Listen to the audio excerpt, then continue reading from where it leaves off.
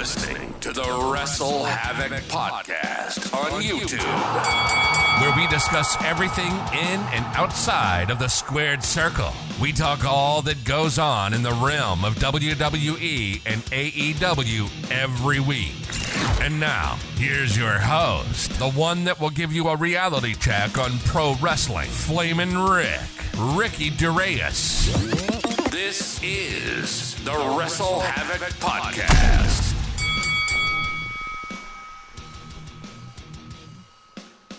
What's up, everybody? It is Flamin' Ricky DeReyes, right here on the WrestleHavoc Podcast, here to review Monday Night Raw from April 24th, 2023. We got a lot, and I mean this wholeheartedly, a lot of things to discuss right here on the Raw review. Of course, the main thing that we are going to be talking about is the unveiling of the brand new World Heavyweight Championship. Yes, it is 100% official. Raw will have its own World Championship, and Roman Reigns is strictly, as of right now, going to be exclusive to SmackDown as we head towards the draft this coming Friday.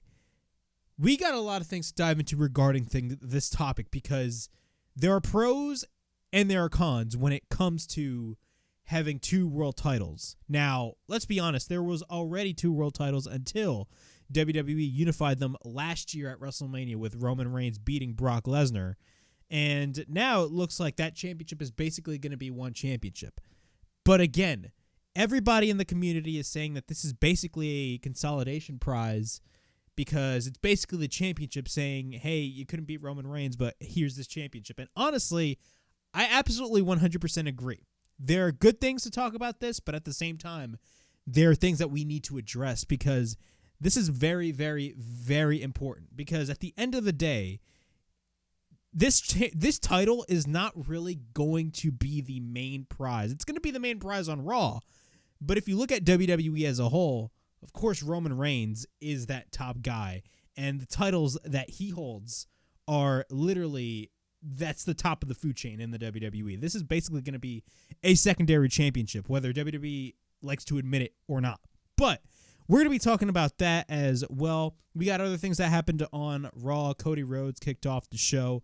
We had the LWO versus the Bloodline. Of course, there's a lot of storyline progression regarding Jey Uso as well. Seth Rollins, he had a face-to-face with Omos, and he's basically teasing going after that new World Championship.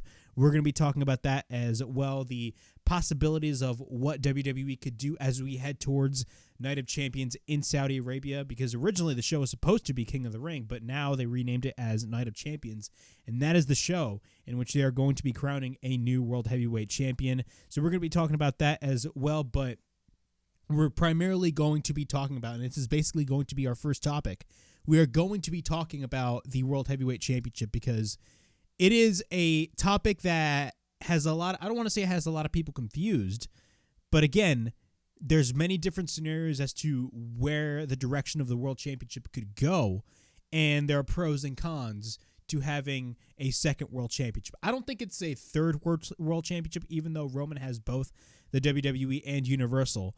But if you really think about it, with the belts that Roman has had the Universal for is about to be well over 1,000 days. So I genuinely believe maybe in the future they're probably going to retire the Universal Championship, but that is just a thought. But we're going to be talking about all this and much more right here on the Raw review from April 24th, 2023. Before I get on with all of this craziness, make sure to like and subscribe to the WrestleHavoc Podcast right here on YouTube, in which we discuss everything in and outside of the squared circle. Make sure to like and subscribe for more content. And as the frickin' referee would say, ring, ring, ring that damn bell for more notifications. Also, the WrestleHavoc Podcast is also available on audio platforms. It is available on Apple Podcasts, Spotify, Anchor, and Google Podcasts. So if you guys want to listen to the WrestleHavoc Podcast in audio format, it is available on all of those platforms. Also, if you guys have missed it, episode 14 of the WrestleHavoc Podcast is up on the channel, in which we talk about AEW planning the United Center for CM Punk's return. We talk about CM Punk basically briefly being backstage at Raw, basically trying to make amends with Triple H, and I explain to everybody as to why CM Punk is not returning to the WWE. At the end of the day, and a lot of people have been saying this is just a flat-out publicity stunt. He's not going to be going to the WWE anytime soon because he is under contract to AEW, and it looks like his AEW return is going to be a done deal. We talk all that and much more. We talk about the Collision Show on episode 14 of the WrestleHavoc Podcast, so the link will be in the description below. So yeah, let's get on with Monday Night Raw. We're not actually going to be going into the show first. We're actually going to dive right into Triple H's major announcement that quote-unquote shakes the foundation of WWE. Now, there was a lot of speculation as to what this announcement was going to be, and a lot of people were in the camp of it's going to be a new championship. It's going to be a new design for particularly Roman Reigns. But that was actually not the case. Well, it was the case. It was a new championship, but it was not a new championship for Roman Reigns. Now, I remember when they advertised it will shake the foundation of WWE, you're literally entering into Tony Khan territory because you know how Tony Khan loves hyping up his announcements. Most of the times his announcement definitely, they are definitely worth it. But sometimes some of Tony Khan's major announcements are kind of a little, not really that big if you really think about it. They could easily just be announcements that could be announced on social media. But this was definitely a big announcement, and it had a lot of fans talking on the internet. Of course, I'm talking about the announcement of the brand new World Heavyweight Championship. Yes, the World Heavyweight Championship. Now you're probably asking yourself, wait, Roman Reigns is the current WWE Undisputed Universal Heavyweight Champion, correct? He holds both the WWE Championship, or the WWE World Heavyweight Championship as what it was originally named. They love flip-flopping names, and the Universal Championship. Now, Triple H has unveiled this title, which is going to be called the World Heavyweight Championship. Now, the lineage of this is a little bit convoluted. You know how WWE loves playing with their lineage. The Universal title has only existed for like around 6 to 7 years, which is insane to me because I was there live when they unveiled the Universal Championship, and trust me, the reaction at Barclays Center was absolutely insane. But with Roman holding that belt in particular for over almost 1,000 days at this point, is this a good idea for the WWE to unveil this new championship? Now, with Triple H's promo, he talked about how Roman Reigns in his contract says that, he can only work specific dates and defend his title on specific dates, and that creates more opportunity for everybody else, and that's why he unveiled this title. Now, my initial thoughts of the design of the title, before I get into the pros and cons of why this championship could work, but at the same time could not work. My initial thoughts on the design. Of course, it is taken from the big gold belt. And it will definitely grow on me. I'm going to be honest. It will definitely grow on me. But I will say this. I'm not going to sit here and shit on the belt because of the logo in the center. Because at the end of the day, we all know why WWE puts the logo in the middle of the title. They love their branding. At this day and age, branding is absolutely everything. And that is exactly what people need to understand. So them putting the title in the center is not my issue with the belt.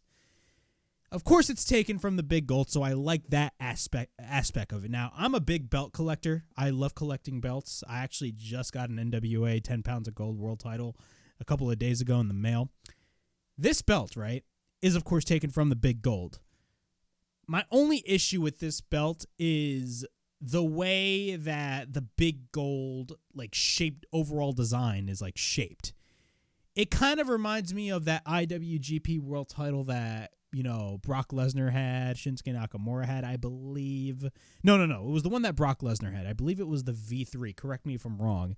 It kind of reminds me of either the big gold or the, if the big gold and that version of the IWGP title kind of had a baby, you'd get this belt right here. This belt will definitely grow on me. I mean, if it really depends on the photos, this photo on the photo on WWE Shop doesn't really look that good in my opinion, but other photos from like other angles, the belt looks really nice. But I will say this, the belt will definitely grow on me. I'm not going to be like these people that says like, oh yeah, it's immediately shit. Look, I've seen way worse championships in the WWE period, but like WWE, when it comes to the designs of their titles, they really just do not give a single fuck. Now, what are the pros and the cons of having this new world championship? Well, it's fairly simple. If you really think about it, the pros are that, number one, Raw is actually finally going to have a world champion. The biggest problem when the WWE put the belt on Roman Reigns, and I remember at the time thinking that that was actually a good idea, but the previous regime, when they put the belt on Roman, we have to admit, they did not have any plan in place for Roman Reigns on who was going to dethrone Roman Reigns for both of those championships. Now you have one champion. Now we're going to be having two in about a month. The pro is you're going to have people who are not really, in a feud with Roman Reigns right now, at least competing for a world championship. And now you have the Raw brand actually having a world championship as well. The con is whoever holds this belt, if you compare them to Roman Reigns, clearly Roman Reigns is going to be the top dog if you compare whoever holds this title. For example, Seth Rollins, correct? Even though Seth Rollins never was beaten, I believe, by Roman Reigns, as far as the whole tribal chief shit is going on, Seth Rollins, if he ever holds this title, he's going to be basically considered second best if, he's right next to Roman Reigns. Because at the end of the day, the titles that Roman is holding are basically the most important championships in the company right now. Though that's the creme de la creme of the title. That's the creme de la creme of the company. So the fact that WWE is unveiling a new championship because they have basically, people like not really having any direction and, wanting to go after a world title, I mean, like, it does look like a consolidation prize. Like, it looks like a title, like saying, hey, look, you couldn't beat Roman Reigns, but here's this belt. Another thing about this is the Cody Rhodes loss at WrestleMania. Now, everybody is saying, this whole unveiling of the world title is, how do I put it into words? The unveiling of this world title kind of hinders Cody Rhodes' loss, because a lot of people were saying Cody Rhodes should face adversity at WrestleMania. But now people are saying, damn, Cody Rhodes should have won at WrestleMania so you wouldn't really enter yourself into these problems, because then you would have solved the issues of the two world championships. Now, with looking back at the Cody Rhodes loss, was Cody Rhodes losing really the right decision? Honestly, look, I will stand by my ground. I honestly believe that Cody Rhodes should have won at WrestleMania, period. And I still think he's going to go after Roman Reigns. But at the end of the day, it all depends on what we are going to be seeing in the WWE draft. Because if this belt is going to be exclusive to Raw, my best guess is that Cody Rhodes is going to get drafted to SmackDown. It just makes total sense. There's no fucking way that Cody Rhodes should go after this championship whatsoever. That belt is set for guys like Seth Rollins, for other guys, maybe that are not being utilized on the card. Guys like a Finn Balor, who is literally doing such great things with Judgment Day. Like, guys like Seth Rollins and Finn Balor are like the top two guys you would immediately think that should hold this championship. But a guy like Cody Rhodes, who's literally the top babyface in the company right now, holding a secondary world title is not really a good look, because then it doesn't complete Cody Rhodes' story. You can say it does because he won a world championship, but it wasn't the world championship that he was going to go after, which is Roman's titles. Now, I genuinely believe Cody Rhodes is going to get drafted to SmackDown, but we're just going to have to wait and see. Another indication when it comes to the unveiling of this new world championship is, are the brands going to be legitimately separated? Because I believe there were some reports today, basically with WWE discussing the possibility of them bringing back brand exclusive pay-per-views. Could this be the stepping stone of legitimately WWE splitting the roster and going full-fledged with the brand split. If that is the case, I totally understand this move. But at the same time, Roman Reigns is literally the top draw in the WWE. He's the legit top guy in the industry. Whoever holds this championship is literally going to look second best. At the end of the day, that's all it is. It's going to look second best. Do I have full faith in Triple H and his team that they're going to really book this championship strong? Yeah, I really do. I mean, if you really think about it, when WWE did the brand split back in the day, back in 2002, originally their plan was to have the Undisputed Champion float between both shows. But then when Brock Lesnar beat The Rock, he went exclusive to SmackDown, and then Raw had no world title, and you had Eric Bischoff award the shit to Triple H.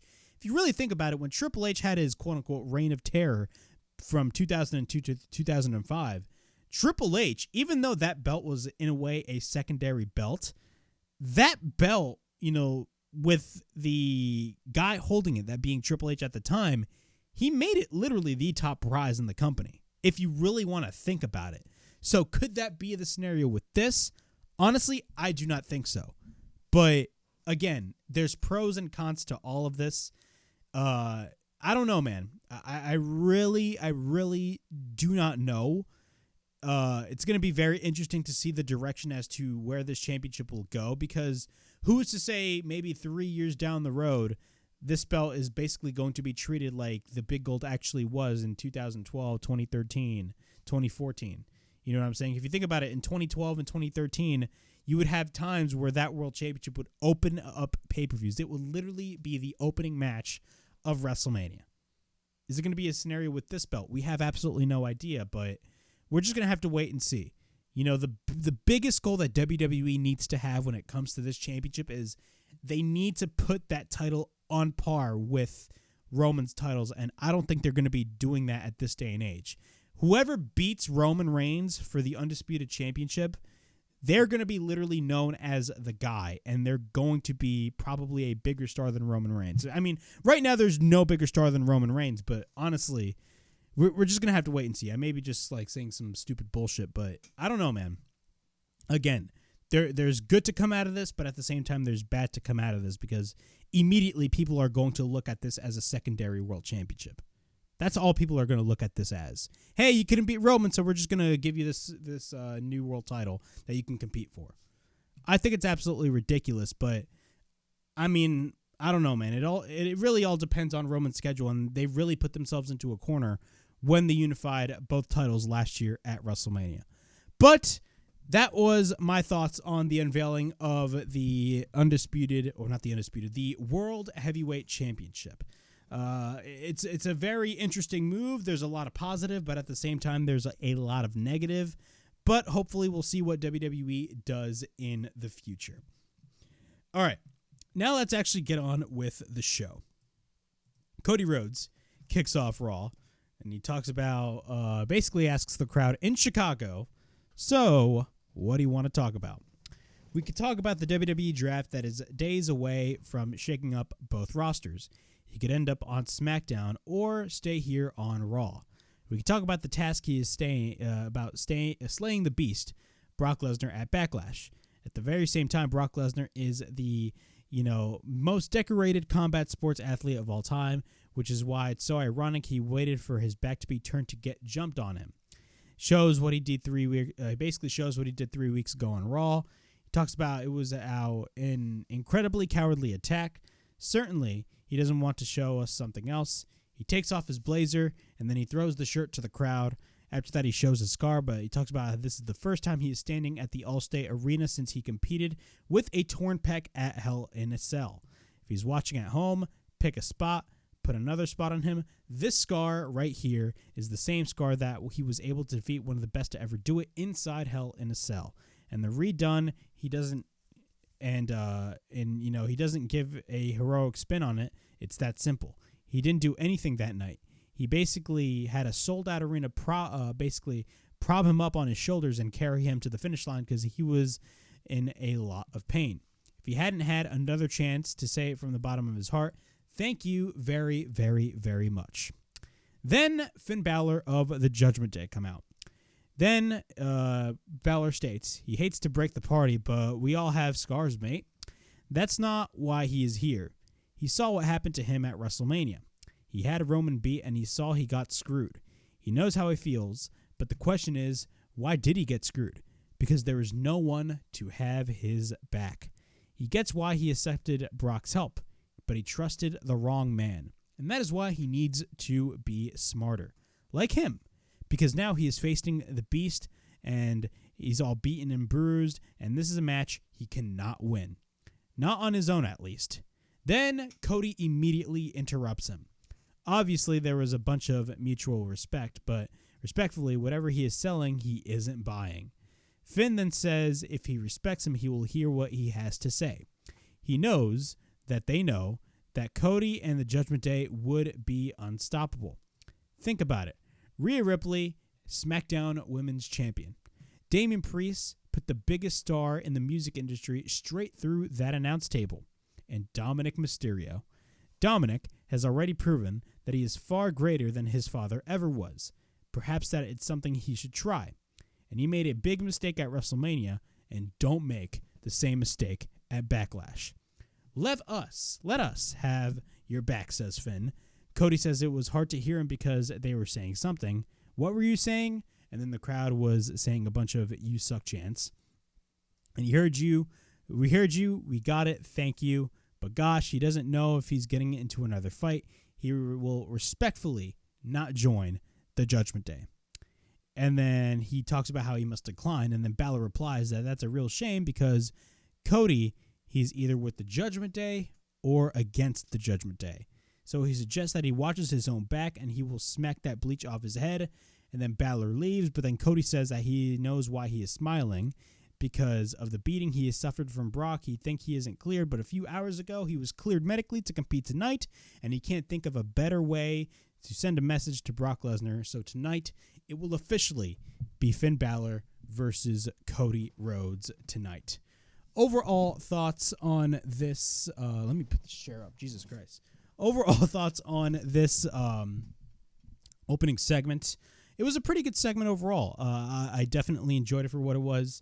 Of course, this is to further build up to Cody's match against Brock Lesnar at Backlash, which I'm still not relatively excited about, to be quite honest with you. But having a match between Cody Rhodes and Finn Balor is not a bad thing anyway. But I will say this, we already saw that match, so really what is the point of booking that match once again? But it is what it is. I mean, it's WWE. What the fuck do you expect? In our first match of the evening, we have the LWO, that being Cruz del Toro, Joaquin Wilde, and Santos Escobar of Legado del Fantasma, taking on the Bloodline, that being the Usos and Solo Sikoa, in a big 6-man tag team match. This match was fucking awesome. I absolutely loved this match, man. I don't know why, but literally, the LWO, or Legado del Fantasma, whatever you want to call them, is literally starting to become one of my favorite things in WWE right now. I'm such a big fan of, Legado del Fantasma, and I loved the fact that they brought back the LWO. It's just great stuff overall, and I believe in merchandise sales, the LWO is actually selling really, really, really well. And honestly, man, the athleticism with Cruz del Toro and Joaquin Wilde, holy fucking shit, these guys are insane. Fantastic talents, man. Santos Escobar is one of a kind, in my opinion. He's a fantastic luchador as well. But the match that they had with the Usos and Solo Sikoa, that match was absolutely fire. So the match starts. Joaquin Wilde and Jey Uso start. We get a dropkick by Joaquin Wilde, but then Jimmy tags in. Then he hits a right hand on Jimmy, but then Jey tags back. And then he hits a right hand, but then Solo tags in. He then goes for the back elbow, but then we get a headbutt by Solo Sikoa. Both Usos then pick up Joaquin Wilde, but then Wilde gets his hands on his feet. Lands on his feet, I should say. And then Del Toro sends Escobar with a double, or I should say Cruz del Toro and Santos Escobar go for a double shotgun dropkick. Then Joaquin Wilde and Cruz del Toro goes for a double somersault on the Usos. And then Escobar goes for a suicide dive on Solo. Once we're back from commercial break, Solo is in control over Joaquin Wilde, but then Wilde goes for the Tornado DDT. At this point, the tag is made with Jimmy and Santos Escobar, but then Santos takes out everybody. After that, we get a right hand by Escobar, followed by an enziguri by Santos. After that, we get a super kick by Jimmy followed by a right hand. After that, Jimmy gets hit with a jumping knee, but then Santos gets taken to the apron. Jimmy then gets hit with another enziguri, but then Santos goes for a crossbody off the top. Then we get a cover and a near fall, but then he goes for the enziguri. Del Toro then off the top hits a beautiful shotgun dropkick. And then Del Toro goes to the top and hits a Phoenix Splash. We then get a cover and a near fall when Jey Uso interferes. Santos then works on Jey Uso on the outside, but then Jey sends Santos to the ring post. Solo then goes for the Uranagi on the apron on Joaquin Wilde, but then we get a back elbow by Cruz Del Toro on Jimmy Uso. Then we get a kick by Del Toro, but then Jimmy is into the corner, but then Del Toro goes to the top. Then Solo distracts the referee. After that, Del Toro lands into a Samoan spike, which leads to the Usos to hit the 1D, the one and done, and we get a cover, and the Bloodline get the win. After that, the Usos get the microphone, and Jey has the mic, and they talk about the longest reigning tag team championships had done a bad night, that being at WrestleMania 39. They lost their tag team championships, and they let down the Bloodline and the Tribal Chief. This week on Friday, they become 9-time tag team champions.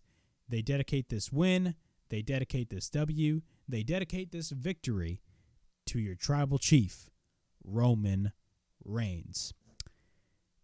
Overall, this was a great match, but one thing I will say, and this is actually a very good thing that I'm going to say about this show, when it came to the first hour, like I felt like after the announcement of Triple H, I felt like this show kind of went downhill.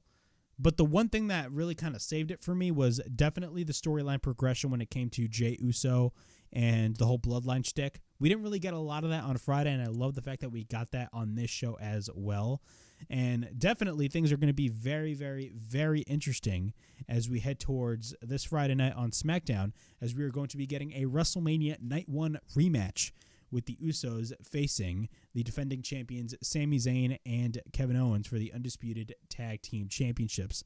What the hell is going to be happening on that show? We're just going to have to wait and see, but there's a lot of interesting possibilities that could easily happen, and I'm 100% here for it because, again, man, there's a greater story to be told with Jey Uso that a lot of people are not really seeing, and they really didn't see it when Sami Zayn was as hot as he was, and thankfully, now people are starting to see that bigger story basically unfold when it comes to Jey Uso. It's just really interesting, and I'm very excited to see what they're going to be doing in the future. We got a backstage interview with Bianca Belair. She talks about how the announcement was made that Io Sky will be her next challenger for the Raw Women's Championship at Backlash. Talks about how she is excited, and she's proven that she is a worthy competitor. Damage Control then comes in, and Bayley says that she better count her days before her titles come home. And Bayley puts over Io, but then Io interrupts her, speaking in Japanese. And then basically she wants to wrestle her tonight, and Bianca will see all three of them in the ring tonight.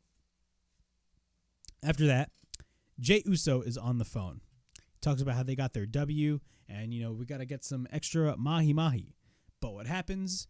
Jey Uso runs into Sami Zayn. Sami Zayn says he isn't here for a fight. He heard what he said tonight, and he was basically questioning Jey Uso, dedicating this win for Roman Reigns, and he tells Jey that he has a chance to get back at them now. You're not doing it for him. They're not losing their tag team titles. They're not losing their tag team titles. If he comes up short, what do you think is going to happen? Whatever it is, it isn't going to be good. And he doesn't deserve that. Then Jey replies, "Why do you care?" Sami says he feels bad. Jey says, "Don't feel bad. They will take those tag team belts on Friday because he made his choice. And like it or not, he made his choice too." Interesting storyline progression, man. I love the chemistry with Jey Uso and Sami Zayn, man. This is the storyline progression I'm talking about.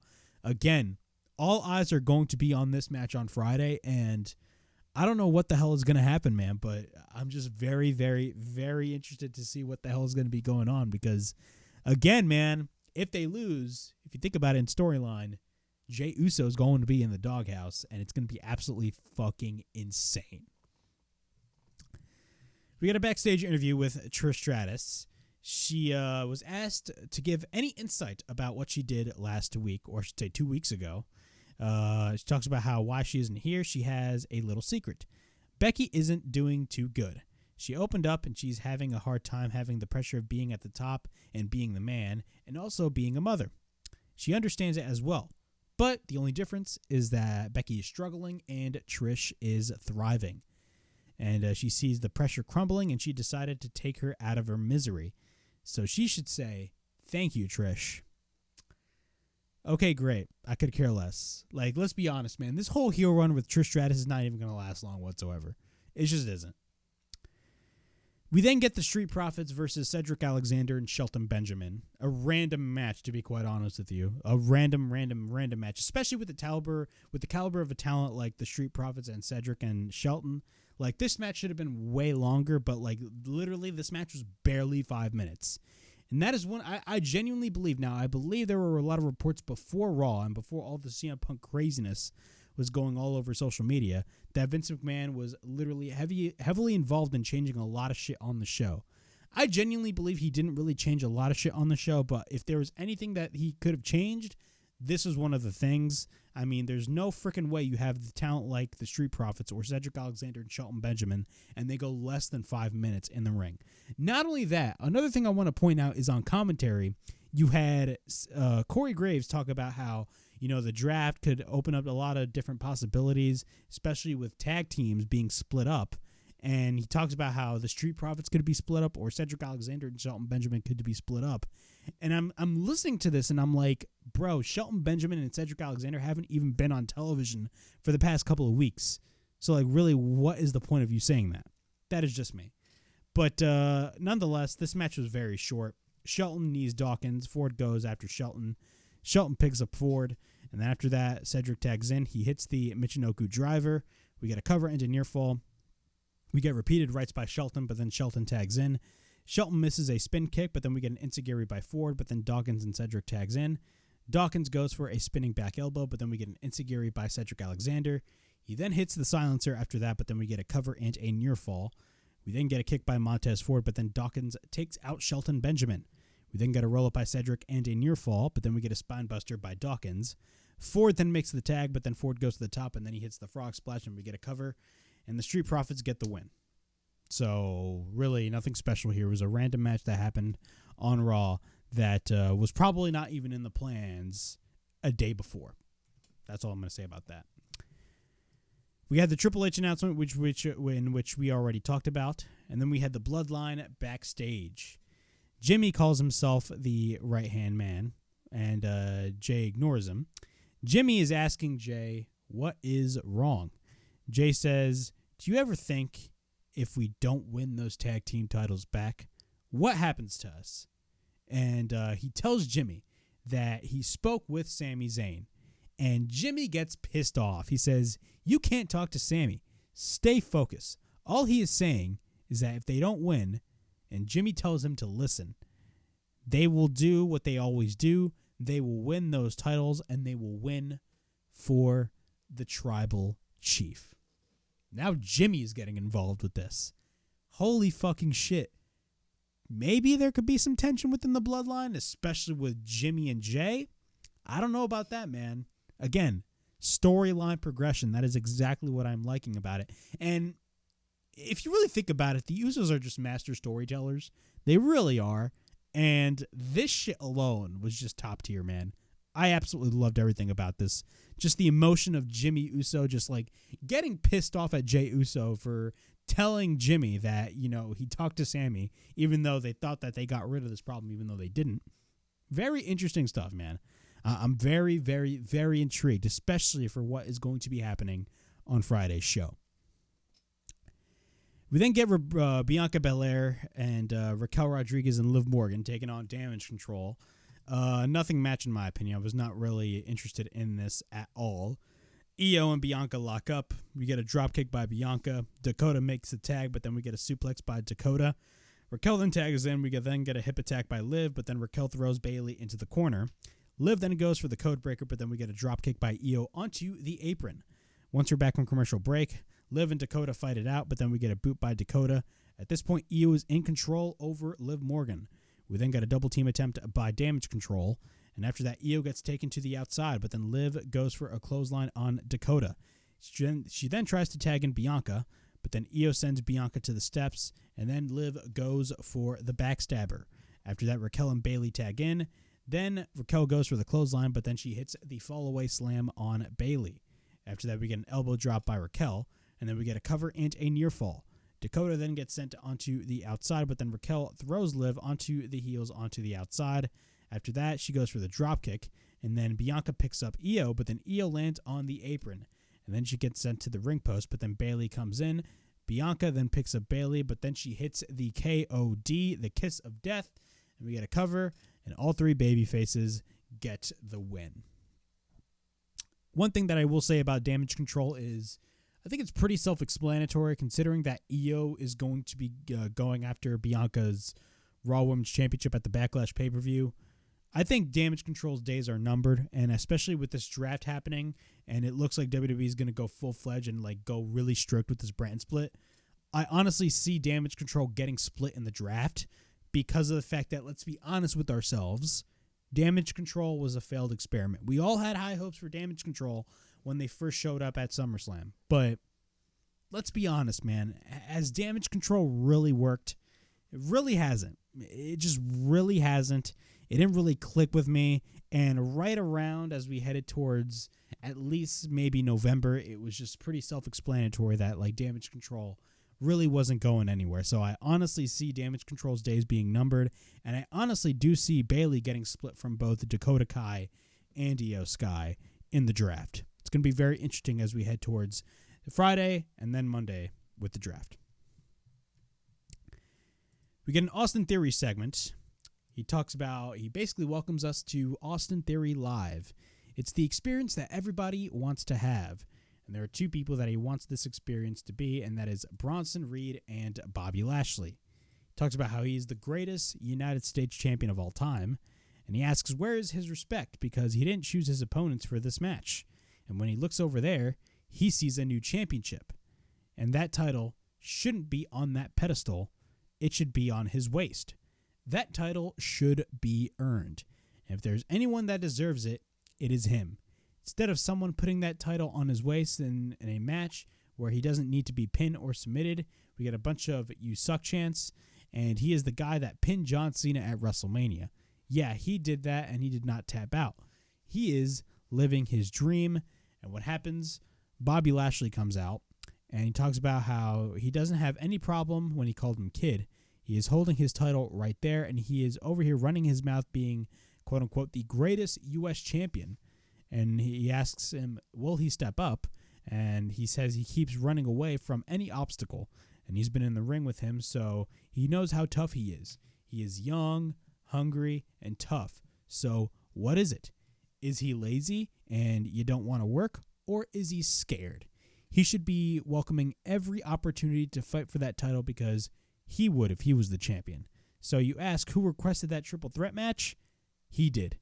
Austin then asks where was his match at WrestleMania?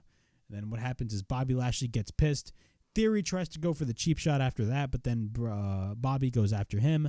At this point, both men brawl, but then Theory gets sent to the barricade, but then we get repeated rights by Bobby Lashley. He then picks up Theory, but then Bronson Reed comes in. Both fight it out, but then Theory and Bronson continue to brawl. Theory places Lashley onto the ring post, but then Bronson runs through Lashley on the ring post.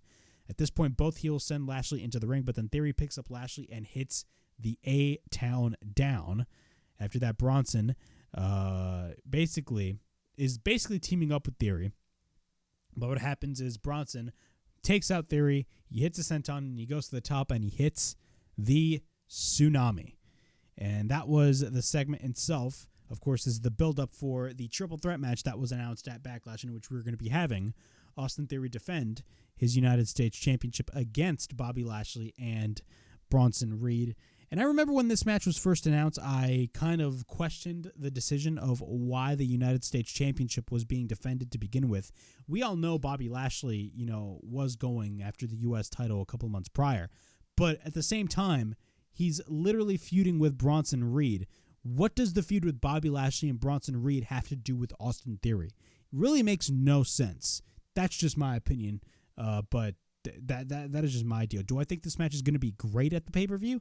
Yeah, it is. But again, the booking just makes no sense. Why are they going after Austin Theory? Why is Austin Theory involved? Now, they did give you an explanation as to who requested the match, but to me, that isn't enough. That's just my opinion. Like, why are we getting Austin Theory involved in this whole feud? Shouldn't this match be a one-on-one match between Bobby Lashley and Bronson Reed? That's all I'm going to say about that, but that is just my opinion. We got Mustafa Ali with his positivity taking on Chad Gable. Again, another match in which you have two fantastic wrestlers only given like less than 5 minutes. This match was match short. We get a bunch of arm drag reversals by both. We get a belly-to-belly throw by Chad Gable, and then Gable goes for a chop, and then he sends Ali into the corner. We then get a kick by Ali, but then Ali gets caught into a waistlock by Chad Gable. And then he hits the dragon suplex. And then we get a cover and a near fall, but then we get a tornado DDT by Mustafa Ali. And then Ali then goes to the top. After that, he tries to go for the 450 splash, but then he misses. And then Gable tries to go for a rolling German suplex attempt, but then Ali actually counters, and he goes for the roll-up, and Ali actually gets the win. Wow. Ali, with his positivity character, is actually starting to get some wins. Great stuff. I could care less. Sami Zayn backstage. He runs into Jimmy Uso. Jimmy says that he is playing mind games. He says, what if they lose? You think Kevin Owens forgot every time when he kicked him in the face? He didn't forgive him. He used him to get that. This Friday, Kevin Owens will turn on him, and they will deserve every bit of it. Don't worry about his brother. Worry about yours. Could they be teasing Kevin Owens turning on Sami Zayn? I mean, there's a lot of tension, but I think it kind of wouldn't make any sense considering the fact that they spent all this time reuniting Kevin Owens and Sami Zayn. Why would they have Kevin Owens turn on Sami Zayn? Like, I get the story aspect of it, and I get the story aspect of, there being a little bit of tension and Kevin Owens being pissed that Sami Zayn is basically just going to Jey Uso for, just to warn him about what the fuck is going to happen. But honestly, I mean, why would you split Kevin Owens and Sami Zayn if all this time you were basically telling us, the viewer, hey, they're finally back together and they're best friends again? It just makes no sense for them to turn on each other once again. That is just my opinion on the whole matter. We then get Cody Rhodes versus Finn Balor. Jesus Christ, this show is damn long, man. This match was pretty good. Both lock up. We get a kick by Balor. We get a side headlock takeover by Cody. Cody picks up Balor, but then he drives him down to the mat. We get a cover by Cody into near fall. Cody goes for repeated rights, but then later on in the match, Balor drives Cody onto the announce table. Cody Rhodes avoids the coup de grace later on in the match. We get an inside cradle by Balor, but then we get a near fall. Cody then in the end of the match hits the pedigree, and then Cody Rhodes goes for the crossroads, and we get a cover. And Cody Rhodes ends up getting the win. Great match overall. I'm not really going to go in depth because literally it's like 1:33 in the morning that I'm filming this, and I'm getting like mad tired. We get a Seth Rollins segment. Seth Rollins, he welcomes us to Monday Night Rollins, and he talks about how he is the visionary and the revolutionary. He is Seth freaking Rollins. He was going to come out and see how y'all feel about this match against Omos, which I think is a very stupid match to have. It's literally the most random match on this fucking card. But if we can't believe it, something bigger has caught his eye, and he stares at that new world championship. And we get a bunch of "you deserve it" chants. Seth leaves the ring, and he says, "Chicago, are you saying that because he's a Bears fan? No. Truth be told, Triple H came out and said some very nice things about Roman Reigns. But do you know who is not on the list of people that Roman Reigns beat? Roman Reigns would like you to believe that everybody wants what he has, but the truth is, some of us still want to fight. And this is an opportunity to fight. For us to push the industry forward, for us to have a World Heavyweight Championship that's more about politics and part-timers. If we are going to crown a new World Heavyweight Champion, he gives us one guest that you should put your money on. And what happens? Omos comes out. And MVP says, no disrespect, he respects him immensely. As a matter of fact, He is, without question, one of the most impressive superstars to grace a WWE ring. Seth, he has accomplished everything and that needs to be accomplished. And it is his responsibility that he puts Omos in giant matches. And a win over Seth Rollins would be absolutely huge. But with all due respect, he would caution on his future. When the giant is finished with him, he may not have a future after Backlash. Omos and Rollins faced off with one another. And then Rollins basically thanks him. After that, the crowd is singing his song. Chicago would thank MVP for all the kind words, but then he goes, and he's basically going to be honest. He talks about how he undersold his giant, and he is the tallest man he's ever seen in his whole life. Omos is literally once in a generation because he was born that way. Seth freaking Rollins is once in a generation because he made himself that way. That was a badass line. He should be afraid of him, but he is not. He will make his ass famous. He will give him the match of his life and bounce his big ass head on the canvas, and he will make him wake up, and everybody will be singing his song. And then Rollins drops the mic and he leaves. Overall thoughts on this segment. Seth Rollins is definitely teased going after that new world championship. And honestly, I talked about this last week, and man, I remember when they put Seth Rollins in a match against The Miz. Even though the match was very good, out of all the things that you could put Seth Rollins in, you put him in a match against The Miz. And I talked about him possibly being drafted to SmackDown, but what if he isn't drafted to SmackDown and he stays on Raw? You still have a new slate of a lot of wrestlers that you could go after when it comes to Seth Rollins. And honestly, with this new world championship, I think it's safe to say that the guy that can definitely really carry the Raw brand with that new world title is 100% Seth Rollins. And yes, I did state earlier, yes, it's going to look Seth Rollins as a secondary champion to Roman Reigns, but at the same time, Roman Reigns never beat Seth Rollins. So if you really think about it, Seth Rollins, as the World Heavyweight Champion is not really a bad idea to begin with. So let's see what they're going to be doing, but Seth Rollins is definitely a very, very, very good candidate for this new world title. Kevin Owens and Matt Riddle backstage. Sami Zayn comes in, and he asks Sami Zayn where he has been, and he talks about how he was talking to Jey Uso and Jimmy, and Kevin Owens asks why. Who cares? It's too late for them now. They deserve whatever happens to them. They should be worried about keeping those titles, and then Kevin Owens leaves. But then Matt Riddle says that he knows exactly what he is going through, and he mentions RK Bro, talks about how they were bros, and win, lose, or draw, everything is going to be cool. You gotta love Matt Riddle, man. He's fucking awesome. I wish I had a friend like him. We got our main event. We got Rey Mysterio versus Damian Priest. Of course, Raw was being promoted as the return of Bad Bunny. But let's be honest, man. Bad Bunny didn't even show up on the show until like the last 4 to 5 minutes. So I don't want to say it's false advertising because he did show up anyway. But again, he showed up in like the last 5 minutes of the show. Storyline wise, it would make sense. But still, I just wanted to keep that in notion. But overall, not a bad match between Rey Mysterio and Damian Priest. We get a kick by Rey on Priest. But then Rey goes after Priest. He hits a boot on Rey. And then we get repeated stomps on Rey Mysterio. Then we get a right hand by Priest, but then Priest runs into an elbow. And then we get a kick to the knee of Damian Priest. But then Priest catches Rey up on his shoulders, but then he drives Rey onto the ribs on his knee. Meanwhile, Bad Bunny is arriving in the building. But then Priest has Rey up on the top, but then Rey fights back and hits the head scissors. We then get a cover and a near fall. We then get a kick by Rey, but then Rey runs into a right hand, but then Priest sends Rey onto the outside. Once we're back from commercial break, Priest is in control over Rey Mysterio, but then Priest sends Rey into the corner. After that, we get a back elbow by Priest, but then Rey gets sent into the corner once again, but then Priest runs into the post shoulder first. Rey is on the apron, but then he hits the springboard moonsault. Rey then takes Priest back into the ring, but then Rey goes to the top, and then he hits the senton.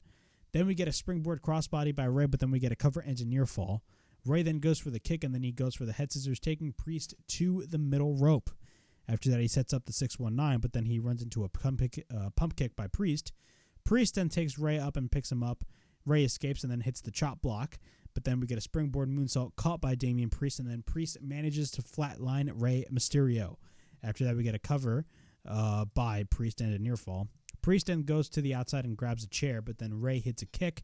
Rey then looks at the chair, but then Priest comes back, and then he picks him up, and Rey counters with the head scissors and manages to hit the 619. After that, Rey goes to the top, but then Priest throws a chair at Rey, which causes a disqualification. Priest then hits the South of Heaven chokeslam on Rey, but then Bad Bunny comes out with a kendo stick. He comes in the ring and hits him repeatedly. After that, Priest catches him, but then Bad Bunny escapes, and then he hits Priest with the kendo stick onto the leg of Priest. After that, he hits him with it again, and then Bad Bunny gets the microphone, and he states, and I quote, "Hey, Damian, you don't know if he knows, but I don't know if you know this, but I'm not going to be hosting Backlash anymore. He's going to Puerto Rico to kick his ass May 6th, Backlash, en mi casa in Puerto Rico, Damian Priest versus Bad Bunny, cabron." He literally called Damian Priest a cabron. So what are my thoughts on this? This was not a bad closing segment to end up Raw. We all knew, as we're headed into Backlash, we knew that Bad Bunny was going to be involved physically in some way, shape, or form. Now, I initially thought it was going to be a multi-man match, but no, it's actually not going to be the case. It's actually going to be a one-on-one match, most likely, with Damian Priest and Bad Bunny. I believe it's going to be a street fight. Correct me if I'm wrong. I don't know if it's officially announced. I think it is. I think they're calling it the Puerto Rican street fight. That's what I think they announced it as, but I may be wrong. But I believe the match is official. And overall, I think it's going to be a great match nonetheless. You know, when it comes to celebrities, yeah, you may not like celebrities in wrestling, but there are very few celebrities that actually get in the ring and actually deliver a performance of a lifetime. And let's be honest with ourselves, Bad Bunny is one of those guys. And I constantly talked about this on the podcast many times. I remember watching Bad Bunny at WrestleMania 37 2 years ago because I did attend WrestleMania 37. Bad Bunny's performance was absolutely fan-fucking-tastic. It really was. It was fan-fucking-tastic. And that Canadian Destroyer that he hit on John Morrison, holy fucking shit. He was insane. But overall, this match that he's going to have with Damian Priest, even though I'm not really excited for the Backlash pay-per-view, this match is definitely going to be intriguing, and I'm definitely interested to see where they're going to be going with this later on. But yeah, that was my Raw review from April 24th, 2023. Overall thoughts on this show. We definitely talked a lot on this show regarding the unveiling of the new World Heavyweight Championship, the LWO versus Bloodline, of course, the continuation of Jey Uso's story. A lot of things that we discussed on the show, but overall thoughts on this show. This show wasn't really the best. I felt like the show kind of went a little bit downhill after the announcement of the world title. But was this show like terribly bad? No, it wasn't. It was actually much better than SmackDown because SmackDown last week was not really that good. Nothing really special happened on SmackDown, and I could even make the argument that this show had more storyline progression when it came to Jey Uso and the Bloodline, much more than last week's episode of SmackDown. That is just my opinion, but we definitely had some more storyline progression on this show, and nonetheless, it wasn't really. It was not really a good show, but it was not really like a horrible show. It was kind of an ass show after the first hour. I felt like the first hour was definitely the best like hour out of all three on this show, but nonetheless, it was all right. But yeah, that was my Raw review from April 24th, 2023. Please like, subscribe, comment down below, push that bell for notifications. I'm on the lookout for more videos right here on the WrestleHavoc Podcast, right here on YouTube, in which we discuss everything in and outside of the squared circle. Make sure to like and subscribe for more content. And as the freaking referee would say, ring, ring, ring that damn bell for more notifications. And as always, it is Flamin' Ricky DeRays, signing out. See you guys later.